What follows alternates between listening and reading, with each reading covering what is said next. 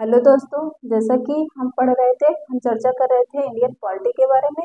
हालांकि इससे पहले हम 2 क्लासेस इंडियन पॉलिटी की ले चुके हैं। 3 क्लासेस इंडियन पॉलिटी की ले चुके हैं। एक प्रियम्बल की, एक भारतीय राज व्यवस्था का परिचय हम दिए थे और एक में हम अनुसूची बता रहे थे। अनुसूची पर हम चर्चा कर रहे थे। एक क्लास अनुसूची की ले चुके हैं। अनुसूची पे बहुत सारी अनुसूचियां उस पर कवर कर चुके हैं। उस पर डिटेल से हम चर्चा किए हैं। तो आपसे रिक्वेस्ट है कि प्लेलिस्ट में सारी वीडियो ऐड है, वहां से जाके आप देख सकते हैं। तो चलिए आज की इस क्लास में हम किस विषय पर चर्चा करेंगे? अनुसूची। अनुसूची के बारे में, जिसको शेड्यूल कहते हैं। देखिए, अनुसूची किसे कहते हैं, इसके पहले हम आपको कल क्लास से रिलेट कराना चाहते हैं कि अनुसूची किसे कहते हैं। उससे पहले हम जानेंगे संविधान किसे कहते हैं, क्योंकि संविधान के अंतर्गत ही हमको अनुसूची को पढ़ना है। तो संविधान को इंग्लिश में कहते हैं कॉन्स्टिट्यूशन। संविधान का मतलब होता है समदन विधान। सम का मतलब होता है समान और विधान का मतलब होता है नियम कानून। सम मतलब समान, नियम कानून मतलब सबके लिए जो नियम कानून समान हो, उसी को संविधान कहते हैं। संविधान एक ऐसा दस्तावेज है जिसके द्वारा ये पता चलता है कि उस देश की शासन व्यवस्था कैसी होगी, उस देश की सरकार का निर्वाचन कैसा होगा, उस देश की सरकार कैसी होगी, शासन प्रणाली कैसी होगी, उस देश के जो अधिकारी हैं वो कैसे होंगे, कैसे नियुक्ति होगी उनकी, कैसे उनका मतलब एग्जाम होगा, इस सब के बारे में, कैसे उनका अधिकार होगा, उनका क्या कर्तव्य होगा, जो उस देश के नागरिक होंगे उनका क्या कर्तव्य होगा, उनके क्या अधिकार होंगे, इस सब को संविधान में लिखा जाता है। उसी के हिसाब से उस देश की शासन व्यवस्था चलाई जाती है। बहुत ही सुचारू रूप से तब चलती है, क्योंकि तब उसमें कोई भी मतलब संशय नहीं रह जाता कि कोई अपने मर्जी से करे। सब उस कानून के तहत ही काम करते हैं। सब उसी संविधान के तहत काम करते हैं। चाहे जो सरकार आए उस संविधान को ही फॉलो करेगी। तो संविधान का बहुत ही महत्वपूर्ण योगदान है एक देश को सुचारू रूप से चलाने के लिए। तो चलिए आज इस क्लास में हम देखते हैं कि अनुसूची। उसके पहले हम देखेंगे संविधान में हमको क्या क्या पढ़ना। हम इसके पहले वाले क्लास में बहुत डिटेल से चर्चा की है, लेकिन संविधान में हमको संविधान चलता है अनुच्छेद के हिसाब से। अनुच्छेद में होता है सबसे पहले भाग 22 है, अनुच्छेद 395 है, अनुसूची 12 है, लेकिन मूल संविधान में अनुसूची 8 ही थी। तो चलिए अनुसूची को हम पहले जो 7 अनुसूचियां आपको बता चुके हैं उसको हम एक बार की रिवीजन ले लेंगे। उसके बाद आगे की अनुसूची बताएंगे। तो चलिए, पहली अनुसूची थी, जैसा कि हम बताए थे, अनुसूची। अनुसूची को कहते हैं शेड्यूल। अनुसूची अनुसूची अनुसूची को कहते हैं शेड्यूल। ठीक है। तो देखिए, जैसा कि हम एक क्लास में बता चुके हैं 7 अनुसूची को, लेकिन एक बार हम रिकैप ले लेते हैं पहली अनुसूची। जैसा कि हम बताए थे कि पहली अनुसूची में उस देश के बारे में ही बात की जाएगी जिस देश का संविधान होगा। तो उस पहले अनुसूची में देश के ही बारे में बात होगी। तो पहला अनुसूची कहता है भारत राज्यों का संघ है। भारत राज्यों का संघ है। राज्यों का संघ है। ठीक है, राज्यों का संघ है।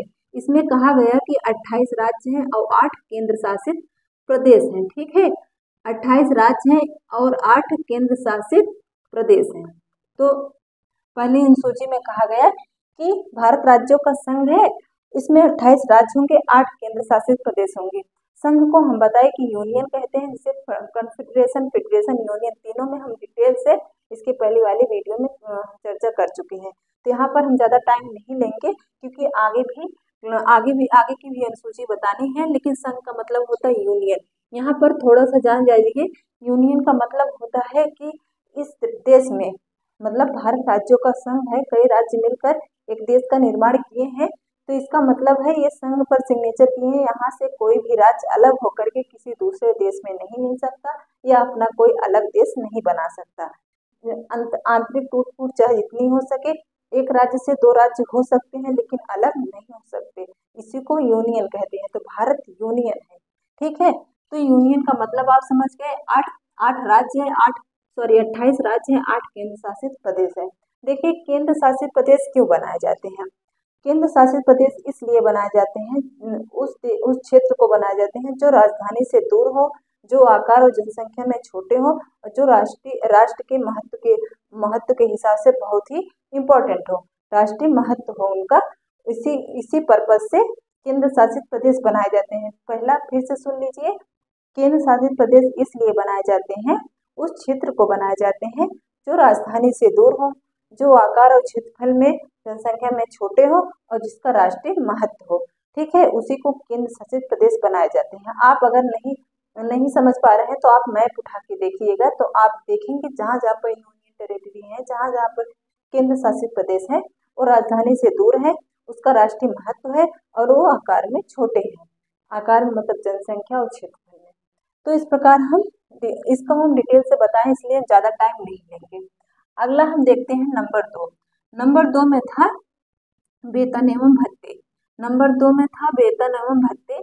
आप वेतन से याद कीजिएगा बस, भत्ते अगर नहीं याद करेंगे तो वेतन मतलब वेतन तो आम इंसान के वेतन की बात तो करता नहीं, विशिष्ट पदाधिकारियों के वेतन की बात करता है। अब देखिए विशिष्ट पदाधिकारी कौन कौन से हैं, जैसे मुख्यमंत्री हुए, राष्ट्रपति हुए, राज्यपाल हुए, CGI chief justice of supreme court के जो चीफ जस्टिस हैं उनकी वेतन एवं भत्ते की बात करता है। उपराष्ट्रपति के वेतन एवं भत्ते की बात करता है, राष्ट्रपति की वेतन एवं भत्ते की बात करता है। तो इन सबको कितना वेतन दिया जाएगा, सबकी सैलरी अलग अलग होती है और किस हिसाब से दिया जाएगा और इनको भत्ते क्या क्या दिए जाएंगे, इस सब की चर्चा किस अनुसूची में है, अनुसूची नंबर 2 में है।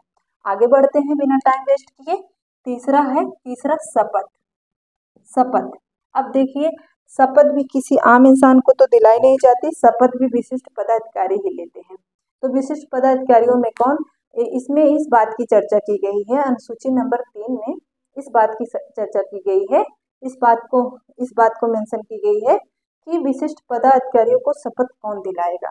जैसे राष्ट्रपति को शपथ कौन दिलाएगा, उपराष्ट्रपति को शपथ कौन दिलाएगा, राज्यपाल को शपथ कौन दिलाएगा और मुख्यमंत्री को शपथ कौन दिलाएगा। जिसमें सब शपथ लेते हैं, कौन जो लेता है उनको कौन किसको शपथ दिलाएगा, इस सब चीजों को कहाँ पर मेंशन किए गए, अनुसूची नंबर 3 में। सुप्रीम कोर्ट के जजेस को शपथ कौन दिलाएगा, हाई कोर्ट के जजेस को शपथ कौन दिलाएगा, इन सबको शपथ कौन दिलाएगा, इस सब चीजों को कहाँ पर मेंशन किया गया है, अनुसूची नंबर 3 में। तो आगे बढ़ते हैं 4, अनुसूची नंबर 4 देख लेते हैं। अनुसूची नंबर 4 में है राज्यसभा के सीटों का बंटवारा। अब देखिए अनुसूची नंबर 4 कहती है कि राज्यसभा में हर राज्य के कितने कितने मेंबर आएंगे। ये पहले से सीटें तय होती है, हर राज्य के कितने मेंबर के कितने एमएलए एमपी यहाँ पर राज्यसभा में नॉमिनेट होकर आएंगे, ये पहले से तय की गई। हर राज्य की अपनी अपनी सीटें, जो राज्यसभा में जितने मेंबर आएंगे उनकी सीटें पहले से तय हो गई है, उनकी संख्या पहले से तय की गई है।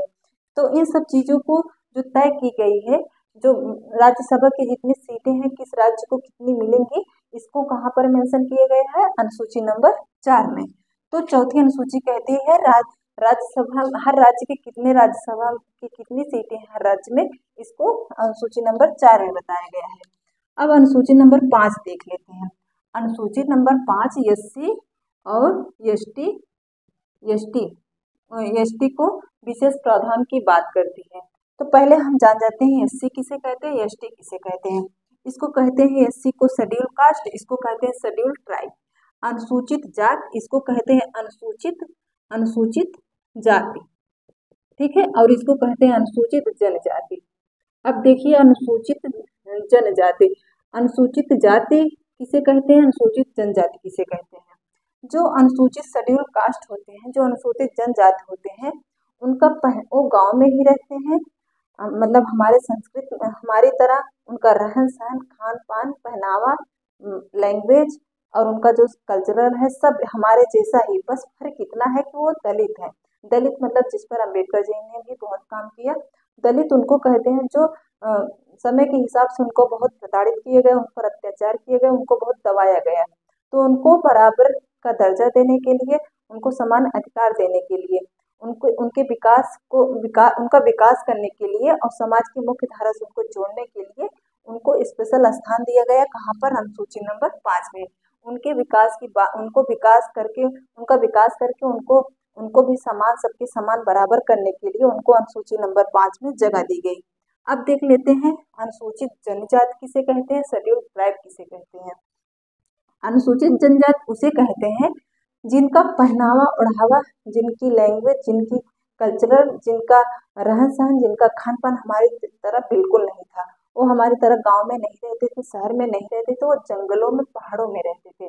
उनका पहनावा ओढ़ावा, खान पान, कल्चर सब हमसे बहुत ही अलग था। तो जब संविधान बना, तो जब संविधान बनकर तैयार हुआ, धीरे धीरे समय बीतता गया, तो उनके बारे में भी बातें की जाने लगी कि इनके भी विकास की कुछ बात की जाए, इनका भी विकास किया जाए, इनको भी कुछ स्पेशल प्रावधान इनके लिए किया जाए, ताकि इन जो पिछड़े हुए हैं इनको भी अपनी संस्कृति से जोड़ने का प्रयास किया गया। इनको जो आदि मानव की तरह, जनजाति की तरह रहते थे, उनको हम लोग की तरह इंसान बनाने की कोशिश की गई। तो उनको कहाँ स्थान दिया गया? अनुसूची नंबर 5 में। ठीक है। अब अनुसूची नंबर 6 कहता है, जैसे पहले में वेतन, भारत राज्यों का संघ है, दूसरे में वेतन एवं भत्ते, तीसरे में शपथ, चौथे में राज्यसभा के हर राज्य में कितनी सीटें होंगी ये तय की गई है, पांचवें में एससी और एसटी का प्रावधान किए गए। अब छठा नंबर आप देख लीजिए, छठा नंबर एससी की बात नहीं करता, एसटी की बात करता है, मतलब अनुसूचित जाति का नहीं बात करता, अनुसूचित जनजाति की बात करता है। लेकिन 6 में कहा गया है पूर्वोत्तर राज्य। पूर्वोत्तर राज्य जो है कितने हैं? 4। पहला है असम।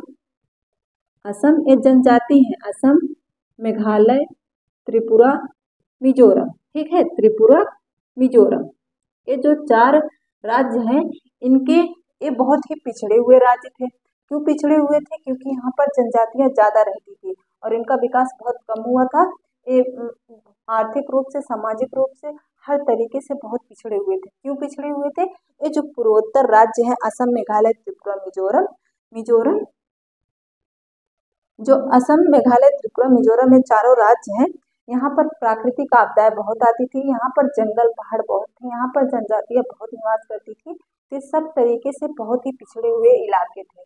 तो इनको इनका इनका इनका विकास करने के लिए इस अनुसूची में इसलिए जगह दी गई ताकि ये इनके ऊपर कोई हर तरीके से खास काम किया जाए, इनको बहुत ध्यान दिया जाए, ताकि इनके भी इलाके का, इनके भी राज्य का विकास हो सके और ये भी हम लोग की तरह, मतलब विकसित राज्यों की तरह बराबर की श्रेणी में आ सके। तो इसलिए इनको खास प्रावधान किया गया और इनको अनुसूची नंबर 6 में जगह दी गई। पूर्वोत्तर राज्य कितने राज्य हैं? 4। 1 2 3 4, असम, मेघालय, त्रिपुरा, मिजोरम। तो देख लीजिए, असम, मेघालय, त्रिपुरा, मिजोरम जो है, इसको आप ऐसे याद करेंगे, AM TM। ठीक है। यहाँ पर देखिए मिजोरम है, मणिपुर नहीं है, आप एक खास याद रखिएगा, क्योंकि मणिपुर भी एक पूर्वोत्तर राज्य है, तो आप यम से मणिपुर मत कहिएगा। देखिए असम, मेघालय, त्रिपुरा, मिजोरम, इसको आपको याद ही करना पड़ेगा, तभी आपको AM TM से, AM PM आप जानते हैं, AM TM से आप याद कर लेंगे। अभी आप पढ़िए, उसके बाद हम आपको ट्रिक भी देंगे कि आपको याद कैसे करना है। तो देखिए इस प्रकार 6 अनुसूची को हम पढ़ चुके हैं। 7वीं अनुसूची भी हम इससे पहले वाली क्लास में बता दिए थे। अब 7वीं अनुसूची देखते हैं। 7वीं अनुसूची पे आप बहुत ध्यान दीजिएगा, क्योंकि उसमें शक्तियों का बंटवारा किया गया है।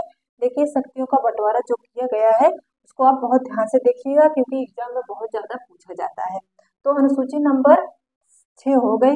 अनुसूची नंबर 7। अनुसूची नंबर 7 में कहा गया है शक्तियों का बंटवारा। शक्तियों का बंटवारा मतलब, देखिए शक्तियों का बंटवारा मतलब होता है कि हमारे देश में कितने तरीके की सरकार है। ये 2 तरीके की है। पहला है केंद्र सरकार, दूसरा है राज्य सरकार। तो दोनों को अलग अलग विषय दिए गए हैं अपने अपने हिसाब से काम करने के लिए, अपने अपने हिसाब से उस विषय पर कानून बनाने के लिए। तो कुछ विषय राज्य को दिए गए जो अपने हिसाब से नियम कानून उस पर बना सकता है, उस विषय पर काम कर सकता है स्वतंत्र रूप से, और कुछ विषय केंद्र सरकार को दिए गए हैं ताकि वो अपना नियम कानून बना सके, उस पर काम कर सके। तो इसी प्रकार देखते हैं शक्तियों का बंटवारा में 2 तरीके की सरकार होती है। पहला है केंद्र सरकार, जिसको संघ सूची कहते हैं। जो केंद्र सरकार जिस पर काम करेगी विषय पर, उसको कहाँ किस सूची में रखा गया? संघ सूची में। ठीक है। और जिस पर राज्य सरकार काम करेगी, जिस विषय पर राज्य सरकार कानून बनाएगी, उसको रखा गया राज्य सूची में, राज्य सूची में। और एक बात आप जान लीजिए, जिस विषय पर केंद्र काम करेगी उसको संघ सूची में रखा गया, जिस विषय पर राज्य काम करेगी, राज्य कानून बनाएगा, राज्य के हिसाब से चलेगा उसको राज्य सूची में रखा गया। लेकिन कुछ विषय ऐसे भी थे जिस पर दोनों मिलकर कानून बनाते, तो उसको कहाँ रखा जाएगा, राज्य सूची में रखा जाए तो उसको प्रॉब्लम, उसमें रखा जाए तो उसको, इसलिए एक सूची और जोड़ी गई। तीसरी सूची है समवर्ती सूची। समवर्ती मतलब दोनों के लिए बराबर, समवर्ती सूची। ठीक है, पहले आप तीनों सूची पढ़िए, उसके बाद हम देखते हैं इनके विषय को देखेंगे और एक एक एग्जाम्पल को देखेंगे। हालांकि इसके पहले हम डिटेल से बता दिए हैं, लेकिन हम जल्दी से कुछ रिवीजन लेंगे। संघ सूची में पहले 97 विषय थे, अब कितने हो गए, 100, बढ़कर हो गए 100। राज्य सूची में कितने विषय थे, पहले थे 66, अब हो गए 61, तो वर्तमान में कितने विषय हैं, 61। समवर्ती सूची में पहले 47 विषय थे, अब हो गए 52। तो देखिए विषय ऐसे घटते बढ़ते रहते हैं। तो इस प्रकार हम देखें कि पहले संघ सूची में कितने विषय थे, 97, अब हो गए 100 बढ़कर। राज्य सूची में पहले थे 66, अब हो गए 61। समवर्ती सूची में पहले थे 47, अब हो गए 52। तो देखिए विषय घटते बढ़ते रहते हैं, लेकिन आपको अभी वर्तमान में आप देखेंगे संघ सूची में 100 विषय है, राज्य सूची में 61 और समवर्ती सूची में 52। इसको याद रखना होगा क्योंकि एग्जाम में कहीं से भी क्वेश्चन आ सकता है। इस प्रकार हम देखें कि जिस पर केंद्र सरकार कानून बना रही थी उसको संघ सूची में, जिस पर राज्य सरकार कानून बना रही थी उसको राज्य सूची में, जिस पर दोनों मिलकर कानून बना रहे थे जिसमें दोनों विषय को शामिल किए गए हैं तो है समवर्ती सूची में। तो आप एक बात ये ध्यान दीजिए कि संघ सूची के जो विषय हैं वो राज्य को कभी नहीं सौंपे जाते, लेकिन राज्य सूची के विषय जरूरत पड़ने पर कि संघ सूची मतलब केंद्र सरकार को सौंपे जा सकते हैं। तो आप यहाँ पर देखिएगा राज्य को बहुत कम ही पावर दी गई है, क्योंकि भारत एक संघात्मक शासन व्यवस्था तो है, लेकिन वहाँ पर आपको एकात्मक शासन व्यवस्था भी देखने को मिलेगी। क्यों? क्योंकि कहीं कहीं पर एकात्मक शासन व्यवस्था जरूरी है, नहीं तो अगर राज्य अपने मन पे उतर आएगा तो जो संघात्मक शासन व्यवस्था वो चलाना इम्पॉसिबल हो जाएगा। इसलिए राज्य को बहुत कम ही पावर दिया गया है, संघ को बहुत ज्यादा पावर दिया गया है। क्योंकि अगर किसी चीज पर राज्य मना कर रहा है कानून बनाने से तो भी संघ उसको कानून बना सकता है। इस प्रकार राज्य को बहुत कम पावर दी गई है। तो आप देख रहे हैं कि कैसे विषय एक एक करके तीनों सूची में जोड़ा गया। लेकिन जो हमारे संविधान निर्माता थे, महान पुरुष थे, संविधान तो एक दिन में बन के तैयार नहीं हुआ, बहुत समय लगा, बहुत पैसा लगा, बहुत जद्दोजहद करनी पड़ी, बहुत अध्ययन करना पड़ा, बहुत महान पुरुष पढ़े लिखे इस पर काम किए। 2 वर्ष 11 माह 18 दिन में संविधान बनकर तैयार हुआ। 26 नवंबर 1949 को संविधान बनकर तैयार हुआ, 26 जनवरी 1950 को लागू हुआ। उसी दिन हम गणतंत्र दिवस भी मनाते हैं, तो 26 जनवरी को। तो तब जब वो बना, जब ये लागू हुआ 26 जनवरी 1950 को, तो जब संविधान बन रहा था तो उसमें हमारे महान पुरुष इतने खूबसूरती से इस संविधान को बनाए थे। उसमें कहे थे कि आज जिस विषय को, जैसे इतने विषय तो आप देख रहे हैं, इतने विषय वो डाले हैं, लेकिन कह रहे थे जिस विषय को आज हम नहीं देख रहे हैं, अगले आने वाले 20 साल 50 साल 100 साल में आएंगे, जिसको आज हम नहीं देख रहे हैं, आ सकते हैं आगे, तो उनको हम कहाँ रखेंगे। तो एक खाली पेज छोड़ दिए कि जो भी विषय नए आएंगे तो यहाँ पर ऐड हो जाएंगे। उस खाली विषय का नाम था, उस खाली पन्ने का नाम था अपशिष्ट शक्तियाँ। अपशिष्ट शक्तियाँ, ठीक है, अपशिष्ट शक्तियाँ। तो यहाँ पर एक खाली पेज इसलिए छोड़ दिया गया कि जो जो नए नए विषय आते रहेंगे तो यहाँ पर ऐड होते रहेंगे। जैसे आज से 20 साल 25 साल पहले या 50 साल पहले इंटरनेट नहीं था, इंटरनेट नहीं था, ठीक है, इंटरनेट नहीं था, जैसे गूगल पे नहीं था, तो गूगल पे नहीं था, ऐसे बहुत सारे विषय, परमाणु ऊर्जा वाला बहुत सारे विषय पहले नहीं थे, ठीक है, तो अब आ गए हैं, तो उसको कहाँ जोड़ेंगे, हम कहाँ रखेंगे, अपशिष्ट शक्तियों में रखेंगे। एक एक एग्जाम्पल देख लेते हैं। संघ सूची का विषय है जैसे जनगणना, हम छोटा सा एग्जाम्पल दे देते हैं, जनगणना। तो आप देखेंगे सारे विषय का नाम लेना इम्पॉसिबल, आप बुक से पढ़ लेंगे तो सारे विषय आपको याद हो जाएंगे। यहाँ हम एक एक एग्जाम्पल लेंगे ताकि आपकी समझ में आ सके। जैसे जनगणना किसका विषय है, संघ सूची का विषय है। जैसे रेलवे किस सूची का विषय है, संघ सूची का विषय है, इस पर केंद्र सरकार कानून बनाएगी। और जैसे बैंकिंग, हर राज्य की अपनी बैंकिंग नहीं होती, हर राज्य अपनी पर्सनल जनगणना नहीं करवा सकता, हर राज्य का अपना रेलवे नहीं होता, तो इस पर कौन काम करेगा, संघ सरकार, मतलब केंद्र सरकार काम करेगी। इस एक केंद्र सरकार की यह संघ सूची का विषय है। राज्य सूची में देख लेते हैं, जैसे पुलिस प्रशासन। पुलिस प्रशासन, हर राज्य की अपनी अपनी पुलिस होती है, जैसे you UPP Uttar Pradesh police, Rajasthan police, ठीक है, ऐसे हरियाणा पुलिस, ऐसे सबकी अपनी राज्य की पुलिस व्यवस्था होती है। केंद्र को ये टेंशन नहीं रहता कि हर राज्य में कितनी पुलिस प्रशासन की नियुक्ति करनी है, ये राज्य का टेंशन रहता है। राज्य का कर्तव्य होता है, राज्य इस पर कानून बनाएगा तो उसके राज्य में कितने पुलिस प्रशासन की नियुक्ति करनी है, कितना एग्जाम करवाना है, कितनी भर्ती करवानी है, ये सब काम केंद्र का नहीं रहता, राज्य का रहता है।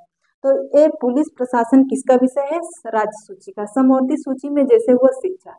शिक्षा एक ऐसा विषय है जिस पर राज्य और संघ दोनों मिलकर कानून बना सकते हैं। जैसे आप देखे होंगे बिहार यूपी बोर्ड, तो ये यूपी बोर्ड, ठीक है, यूपी बोर्ड। और देखिए सीबीएसई, ठीक है, सीबीएसई, तो एक केंद्र सरकार का बोर्ड है। इस प्रकार आप देख रहे हैं, इस पर दोनों मिलकर कानून बना रहे हैं। जैसे वन दोनों का विषय है। ऐसे बहुत सारे विषय हैं, सबका नाम लेना इम्पॉसिबल है। और यहाँ पर हम आपको इंटरनेट, गूगल पे, फोन पे, सारे जो स्पेस एजेंसी हैं, ये सब मतलब किस में आएंगे? ये सब अवशिष्ट शक्तियों में आएंगे। तो आप इसे देख लिए। इस प्रकार 7वीं अनुसूची में किसकी जिक्र की गई है? शक्तियों के बंटवारा का। शक्तियों का बंटवारा में हम बताएं कि संघ सूची, राज्य सूची और समवर्ती सूची। संघ सूची का कितना विषय है? संघ सूची में पहले 97 थे, अब 100।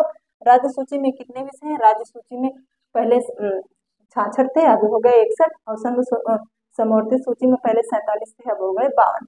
तो इस प्रकार आप देख लिए 7वीं अनुसूची। अब अगली अनुसूची देखते हैं, 8वीं अनुसूची। 8वीं अनुसूची जो है बहुत ही इम्पोर्टेंट है। कैसे इम्पोर्टेंट है? 8वीं अनुसूची में मानक भाषाओं की बात की गई है। मानक भाषाओं की बात की गई है। मानक भाषा में आप देखेंगे पहले कितनी मानक भाषा थी? 14 मानक भाषाएं मानी गई थी, मान्यता मिली थी। उसके बाद 1 आई, उसके बाद 3 आई, उसके बाद 4 आई। देख रहे हैं टोटल हो गई कितनी? 22।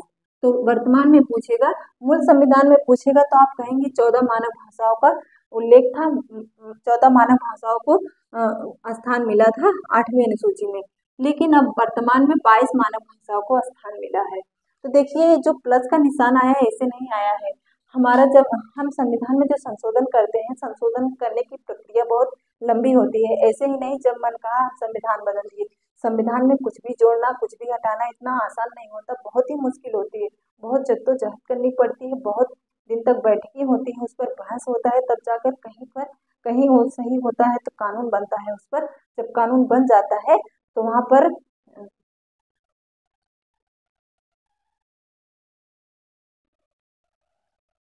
देखिए जब कानून बन जाता है वहां पर, तब जाके कहीं भी संविधान में संशोधन करके उस विषय को जोड़ा जाता है। तो ये प्लस का निशान इतनी आसानी से नहीं आता। इस प्लस के निशान को आने के लिए बहुत टाइम लगता है, बहुत जद्दोजहद करनी पड़ती है, तब जाके अमेंडमेंट होता है, तब जाके विषय जुड़ते हैं।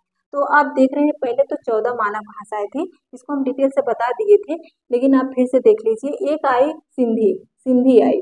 सबसे पहले 21वां संविधान संशोधन हुआ। 21वां संविधान संशोधन हुआ और कौन सी भाषा जुड़ी? सिंधी जुड़ी। एक भाषा जुड़ी, 21वां संविधान संशोधन हुआ और एक भाषा जुड़ी, सिंधी जुड़ी। उसके बाद हुआ 71वां संविधान संशोधन और कौन सी भाषा जुड़ी? मणिपुरी, कोकड़ी और एक नेपाली, विदेशी भाषा नेपाली। तो ये 3 भाषाएं जुड़ी। कौन सा संविधान संशोधन हुआ? 71वां संविधान संशोधन हुआ, 3 भाषा जुड़ी, मणिपुरी, कोकड़ी और नेपाली। उसके बाद हुआ 92वां संविधान संशोधन। 92वां संविधान संशोधन हुआ और 4 भाषा जुड़ी। कौन कौन सी? बोडो, डोगरी, मैथिली और संथाली। ये 4 भाषा जुड़ी और टोटल कितना हो गया? 22 भाषा हो गई, 22 मानव भाषा हो गई। तो आप देख रहे हैं ये जो संशोधन है इसको याद रखना बहुत जरूरी है। कौन सा संविधान संशोधन हुआ और ये सारी भाषाएं जुड़ी। तो सबसे पहले आप देख रहे हैं 14 मानक भाषाओं को मान्यता दी गई थी। एक भाषा जुड़ी, 21वां संविधान संशोधन हुआ और उसमें सिंधी नाम की एक भाषा जोड़ दी गई। उसके बाद 71वां संविधान संशोधन हुआ, 3 भाषाएं जुड़ी, मणिपुरी, कोंकणी और नेपाली। नेपाली विदेशी भाषा है। तो आप देख रहे हैं 3 भाषा जुड़ी, 71वां संविधान संशोधन हुआ। उसके बाद 92वां संविधान संशोधन हुआ और 4 भाषा को ऐड कर दी गई। कौन कौन सी? बोडो, डोगरी, मैथिली और संथाली। आप देख रहे हैं इंग्लिश, जो कि बहुत ही ऊंचे लेवल पर आज का एकदम पैशन बन गया है इंग्लिश बोलने के लिए। सबके पेरेंट अपने बच्चों को इंग्लिश मीडियम कॉलेज में पढ़ाना चाहते हैं, सब इंग्लिश में बात करना चाहते हैं। इंग्लिश की एक दौड़ चल गई है, लेकिन इंग्लिश को, अंग्रेजी को मानव भाषा की श्रेणी में नहीं रखा गया है। भोजपुरी इतने उच्च लेवल पर बोला जाता है, भोजपुरी को भी इतने उसमें संगीत आते हैं, फिल्म आते हैं, इतने सब कुछ है, लेकिन भोजपुरी को मानव भाषा की श्रेणी में नहीं रखा गया, मानव भाषा नहीं मानी गई है। तो देख रहे हैं ये मानव भाषा जो 8वीं अनुसूची में मानव भाषा की बात की गई है कि कितनी मानव भाषा होंगी, तो आप वर्तमान में कितनी है? 22। लेकिन मूल संविधान में पूछेगा तो आप 14 बताएंगे, और जो संशोधन करके पूछेगा वो तो बहुत ही इंपॉर्टेंट है, इसको याद रखना आपको बहुत जरूरी है। अब देखिए 8 जो है 8वीं अनुसूची हो गई। अब 9वीं अनुसूची देखते हैं। 9वीं अनुसूची से देखिए, हम बताए थे कि मूल संविधान में अनुसूची कितनी थी? 8। मूल संविधान में अनुसूची 8 थी, उसके बाद 4 और आई। 4 कब आई? प्लस देख लीजिए, प्लस आया, प्लस मतलब चेंजिंग हुई तभी आया, संशोधन हुआ तभी आया। टोटल कितनी हो गई? 12 अनुसूची टोटल है, लेकिन मूल संविधान में 8 अनुसूची थी। जो 4 अनुसूची आई है वो संशोधन करके आई है। अब संशोधन कैसे हुआ, कब हुआ, किस सन में हुआ, कौन कौन सा संविधान संशोधन हुआ, इसको बहुत ही डिटेल से देखना है। यहाँ से अनुसूचियां बहुत ही इंपॉर्टेंट है, क्योंकि क्वेश्चन यहीं से पूछा जाता है। तो देखिए 9वीं अनुसूची में भूमि सुधार आए हैं, भूमि सुधार है, लेकिन इससे पहले यहाँ देख लीजिए, शायद आपको विजुअल ना हो रहा हो, इसको हम मिटा देते हैं। हम देखते हैं 9वीं अनुसूची को बहुत ही अच्छे से।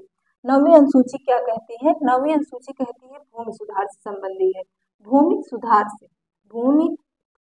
से संबंधित है, ठीक है, भूमि सुधार से संबंधित है। लेकिन अमेंडमेंट करके आया, पहला अमेंडमेंट हुआ, पहलवा संविधान संशोधन हुआ और 1951 में हुआ, 1951 में हुआ। ये नंबर याद रखना बहुत ही जरूरी है। पूछा जाएगा 9वीं अनुसूची कब संशोधन करके आए, कौन सा संशोधन था? तो पहलवा संविधान संशोधन था, सबसे पहला अमेंडमेंट था, और किस सन में हुआ? 1951 में। और क्या जोड़ दिया गया? भूमि सुधार। तो देखिए भूमि सुधार का मतलब है, पहले जमींदारी व्यवस्था थी, जमींदारों के पास बहुत सारे खेती होते थे, बहुत सारे जमीन होते थे, और छोटे कृषकों के पास जमीन नहीं होते थे। तो उन्हीं को बराबर करने के लिए जमींदारी व्यवस्था को खत्म कर दी गई और सबको बराबर भूमि दे दिया गया। तो उसी भूमि सुधार के ऊपर काम हुआ, उसी भूमि सुधार को जोड़ा गया, पहला संविधान संशोधन हुआ 1951 में, और 9वीं अनुसूची को जोड़ दिया गया। इस प्रकार 9वीं अनुसूची आप देख लीजिए। अब 10वीं देखेंगे।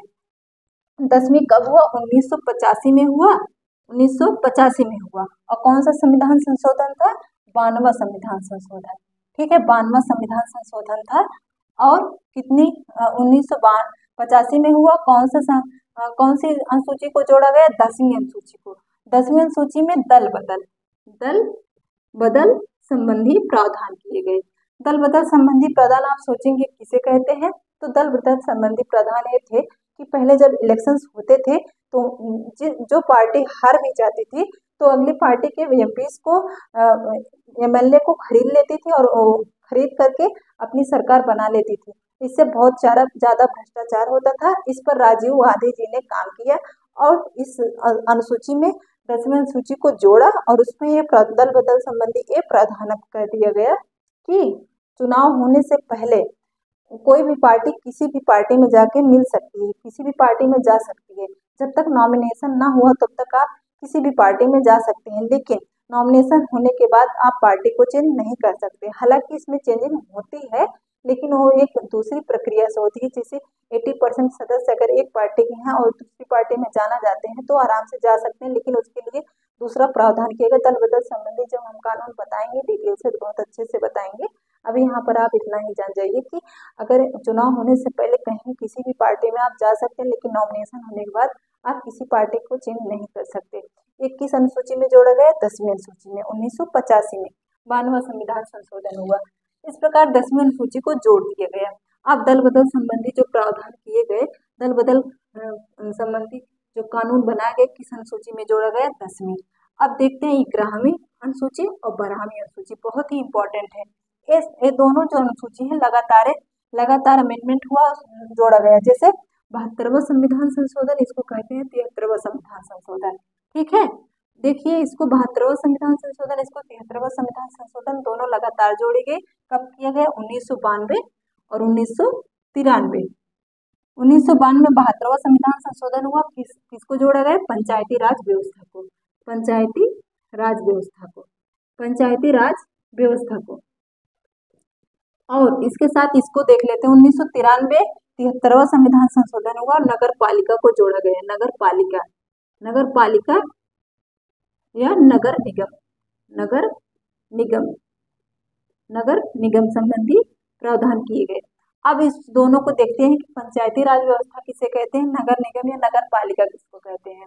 जैसे देश को चलाने के लिए तो संघ था, मतलब केंद्र सरकार थी। राज्य को चलाने के लिए राज्य सरकार की जिम्मेदारी थी। लेकिन जो गांव थे, गांव में कोई नहीं था जो गांव का विकास कर सके। गांव का कोई मुखिया नहीं होता था, राज्य गांव तक पहुंच ही नहीं पाते थे, क्योंकि एक एक गांव में बहुत सारे गांव, एक एक राज्य में बहुत सारे गांव थे। हर गांव में पहुंचना एक सरकार का पहुंचना इम्पॉसिबल था। इसलिए पंचायती राज व्यवस्था 1992 में संशोधन हुआ, 73वां संविधान संशोधन हुआ, 72वां हुआ। उसके बाद पंचायती राज व्यवस्था को जोड़ दिया गया। 40 साल लगे संविधान जब लागू हुआ, उसके 40 साल बाद ये पंचायती राज व्यवस्था को जोड़ा गया। बहुत लंबा टाइम आया, लेकिन जोड़ा गया।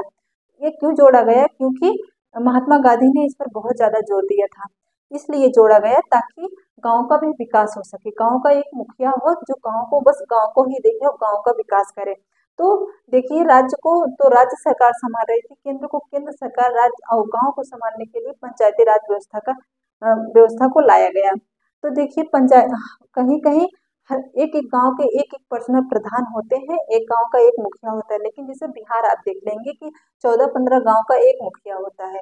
लेकिन अगर यूपी देख लेंगे तो यूपी में हर गांव का एक मुखिया होता है, हर पर्सनल गांव का एक मुखिया होता है। तो जो 14-15 गांव के एक मुखिया होते हैं, वो कुछ इलाकों में, कुछ गांव में विकास करते हैं, कुछ गांव में विकास नहीं करते हैं। लेकिन जो हर गांव के एक एक मुखिया होते हैं, वो विकास अच्छे से कर लेते हैं। एक गांव को बस उनको देखना रहता है। तो व्यवस्था आगे पीछे हो सकती है, लेकिन पंचायती राज व्यवस्था हर जगह है। इस प्रकार पंचायती राज व्यवस्था कब आया? 1992 में आया और 72वां संविधान संशोधन हुआ और पंचायती राज व्यवस्था को जोड़ा गया। उसके बाद 1993 73वां संविधान संशोधन हुआ, नगर पालिका को जोड़ा गया। जैसे गांव में पंचायती राज व्यवस्था लाई गई और उस गांव का मुखिया प्रधान कहलाया। वैसे नगर, जो शहर थे, शहर में जो छोटे छोटे नगर थे, छोटे छोटे गली थे, मोहल्ले थे, जो गांव में, सॉरी शहर में, उसकी देखरेख के लिए, उसकी विकास की बात हुई कि वहां पर भी वार्ड मेंबर को बैठाया जाए और वो उस इलाके, मतलब उस नगर का वो विकास करे। तो गांव में कौन होता है? ग्राम प्रधान। पंचायती राज व्यवस्था। और शहर के छोटे इलाकों की देखरेख कौन करता है? वार्ड मेंबर जो होता है वो देखरेख करता है, वो वहाँ का विकास करता है, उसका वो चुनाव होता है। तो गांव में नगर पंचायती राज है और शहर में कौन सा है? नगर पालिका या नगर निगम है। तो कब कब आया? तो आप ये जान लीजिए, 1992-93 में संविधान संशोधन हुआ, 72वां संविधान संशोधन, 72वां में पंचायती राज व्यवस्था और 73वां में नगर पालिका या नगर निगम को जोड़ा गया। इस प्रकार आप देख रहे हैं 12 अनुसूची खत्म हुई। तो एक बार हम फिर से एक ही मिनट में सारी अनुसूची को याद कर लेते हैं जल्दी जल्दी। पहली अनुसूची, भारत राज्यों का संघ है, 28 राज्य, 8 केंद्र शासित प्रदेश की बात की गई। दूसरे में वेतन एवं भत्ते की बात की गई, विशिष्ट पदाधिकारियों की। तीसरे में शपथ, विशिष्ट पदाधिकारियों की शपथ कौन दिलाएगा, इसकी बात की गई। चौथी में राज्यसभा, मतलब हर राज्य में राज्यसभा की कितनी सीटें हैं, इसको पहले से तय कर दी गई है और चौथे नंबर अनुसूची में जोड़ी गई है। पांचवी अनुसूची एसटी और एससी की बात करता है, शेड्यूल्ड कास्ट और शेड्यूल्ड ट्राइब के उनके विकास की बात करता है, उनको स्थान दिए गए। छठी अनुसूची में एसटी मतलब अनुसूचित जनजाति की बात करता है, कौन से? पूर्वोत्तर राज्य, असम, मेघालय, त्रिपुरा, मिजोरम। सातवीं अनुसूची कहती है शक्तियों का बंटवारा, कि संघ के पास कितनी शक्तियां होंगी, राज्य के पास कितनी शक्तियां होंगी, और दोनों को मिलाकर जो जिस पर कानून बन, समवर्ती सूची में कितने विषय होंगे। सब पर जो अपने अपने कानून बनाए जाते हैं, तो उनको किस सूची में रखा गया? समवर्ती सूची में रखा गया। और एक खाली पेज छोड़ दिए गए कि समय के अनुसार जो विषय आएंगे वो अपशिष्ट शक्तियों में रखे जाएंगे। तो आप शक्तियों के बंटवारा में देखेंगे कि राज्य के पास पहले 97 थे, अब 100 विषय हैं। सॉरी, केंद्र के पास पहले 97 विषय थे, अब 100 विषय हैं। राज्य के पास पहले 66 थे, अब 61 है। और जो समवर्ती सूची है, सबसे उस पहले 47 विषय थे, अब 52 विषय हो गए हैं। तो इस प्रकार 7वीं अनुसूची खत्म हुई। 8वीं अनुसूची में हम बताएं कि मानव भाषाओं को रखा गया है। पहले 14 मानव भाषा थी, अब वर्तमान में 22 मानव भाषाओं को मान्यता मिली है। अब कैसे कैसे जोड़े गए? पहला संविधान संशोधन 21वां संविधान संशोधन हुआ, एक भाषा जोड़ी गई, सिंधी। उसके बाद 71वां संविधान संशोधन हुआ, 3 भाषा मणिपुरी, कोंकणी और नेपाली, 3 भाषा जोड़ी गई। फिर 92वां संविधान संशोधन हुआ, 4 भाषा जोड़ी गई, बोडो, डोगरी, मैथिली और संथाली। इस प्रकार 22 भाषाओं को मान्यता दी गई। कौन सी अनुसूची में? 8वीं अनुसूची में। 9वीं अनुसूची से संशोधन हुआ। पहला संविधान संशोधन 1951 में हुआ और उसमें भूमि सुधार 9वीं अनुसूची जोड़ी गई, भूमि सुधार से संबंधित। फिर 1985 में 92वां संविधान संशोधन हुआ, 92वां संविधान संशोधन, और उसमें कौन सा जोड़ा गया? उसमें जोड़ा गया भूमि सुधार तो हो गया। 10वीं अनुसूची जोड़ी गई 1985 में, 92वां संविधान संशोधन हुआ, दल बदल से संबंधित। उसके बाद 11वां अनुसूची 1992 में संशोधन हुआ, 72वां संविधान संशोधन हुआ और 11वीं अनुसूची पंचायती राज व्यवस्था से जोड़ी गई। उसके बाद 1993 में 73वां संविधान संशोधन हुआ और 12वीं अनुसूची को जोड़ी गई, नगर पालिका जो नगर निगम से संबंधित थी। तो इस प्रकार 12 की 12 अनुसूची हम बहुत ही डिटेल से, बहुत ही इंटरेस्टिंग तरीके से जाने और याद करने का ट्रिक भी हम साथ साथ में सीखते गए, कैसे आप याद करेंगे। तो चलिए अब हम मिलते हैं अगली क्लास में। आई होप आज की क्लास आज आप बहुत इंजॉय किए हों, क्योंकि ये बहुत ही इंटरेस्टिंग सब्जेक्ट है। अगर आप पढ़ेंगे तो बहुत ही मजा आने वाला है। साथ में आप बने रहिए। हम मिलते हैं नेक्स्ट टॉपिक के साथ नेक्स्ट क्लास में। आज के लिए इतना ही। अपना ख्याल रखिएगा। Be positive, be happy.